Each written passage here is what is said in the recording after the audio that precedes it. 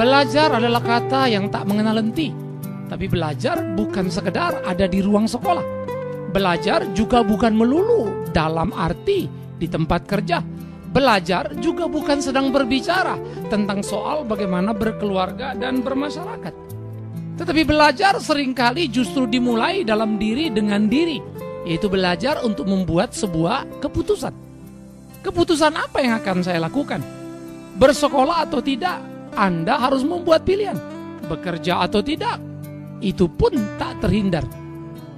Karena itu apapun yang Anda lakukan, Anda harus terus belajar supaya membuat keputusan yang tepat, sehingga itu bisa memberikan nilai-nilai yang penuh manfaat. Belajar untuk membuat sebuah keputusan, belajar untuk membuat sebuah pilihan tak sederhana. Karena itu belajarlah mengenali siapa diri Anda. Dengan mengenal diri Anda akan tahu apa yang Anda butuhkan, apa yang Anda mampu lakukan. Belajarlah mengenali lingkungan Anda. Dengan mengenali lingkungan, Anda akan bisa menempatkan diri, diterima atau tidak, berhasil atau gagal. Semua akan menjadi warna-warni yang dapat diperhitungkan sebelum Anda terjun ke dalamnya. Ya, Anda harus belajar mengenal diri, Anda harus belajar mengenal lingkungan. Dan jangan lupa, ada faktor lain yang tak terduga. Anda pun harus belajar kemungkinan-kemungkinan yang bisa datang berdasarkan pengalaman demi pengalaman, baik pengalaman diri maupun belajar dari pengalaman orang lain. Itu akan menolong Anda untuk menghindari berbagai kemungkinan yang mengejutkan, sehingga Anda tidak perlu berhenti, tetapi terus maju dalam memilih.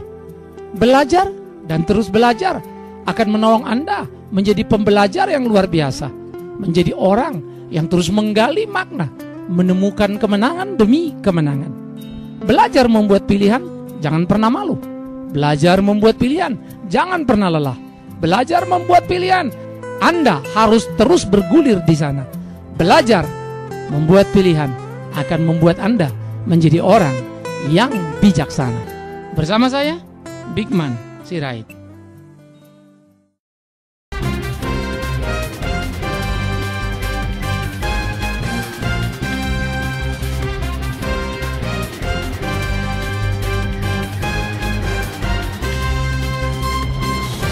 Suara Buruh Marsinah FM untuk demokrasi dan kesejahteraan.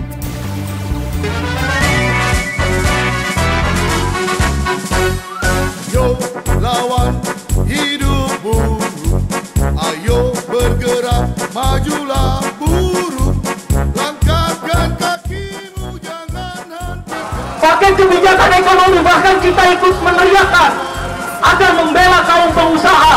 Listrik diturunkan harganya, gas diturunkan harganya, industri tekstil dan sepatu dijaga.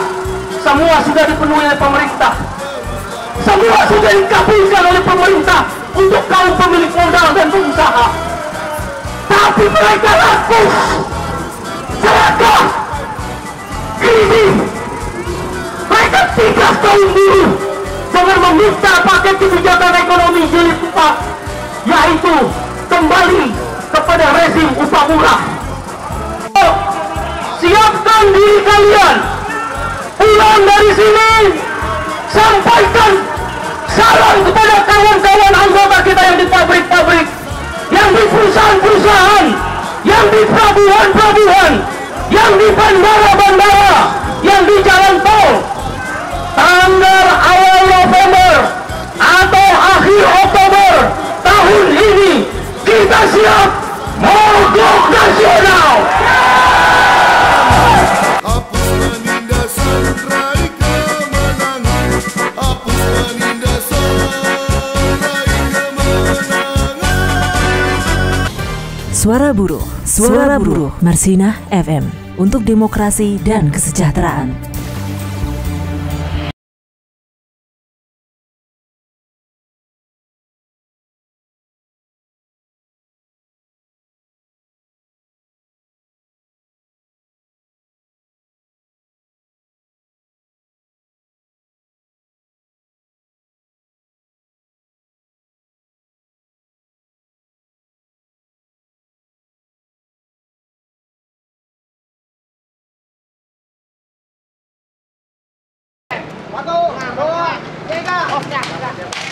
Tujuh buah lapak bangunan milik pedagang kaki lima di Pasar Harum Manis, tepatnya di Jalan Pangeran Samudra, ditertibkan anggota Satuan Polisi Pamong Praja Kota Banjarmasin Sabtu pagi.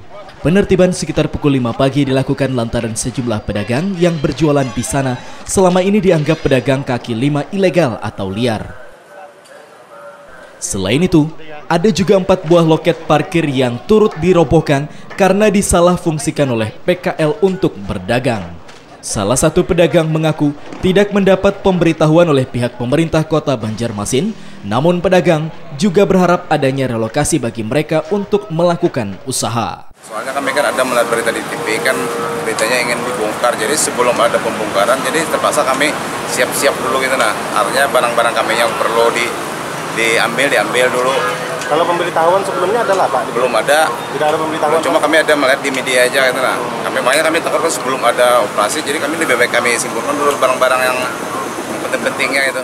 Ya, ada 7 buah lapak ya, di depan Taman-Sari, penjual mercon ya, dan boneka, karena itu sangat mengganggu arus lalu lintas. Jadi menurut perintah atasan kita masalahkan pembongkaran di lapak.